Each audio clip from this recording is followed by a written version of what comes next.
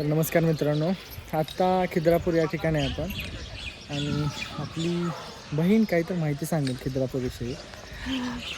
हे खिद्रापूरचं कोपेश्वर आणि धोपेश्वर मंदिर आहे.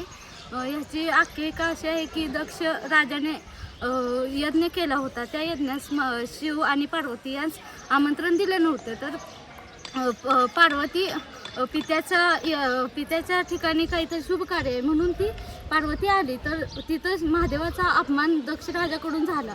तो अपमान पार्वती सहन झाला नाही. तिने यज्ञात उडी मारली, आहुती दिली आणि त्यामुळं महादेव कोपले आणि इथे आले महादेव, म्हणून याला कोपेश्वर असं म्हणलं जातं. आणि त्याच्या म्हणजे इथं कोपेश्वरमध्ये 2 लिंग आहेत, एक शिवाचं आहे आणि एक विष्णूचं आहे. विष्णू म्हणजे धोपेश्वर आणि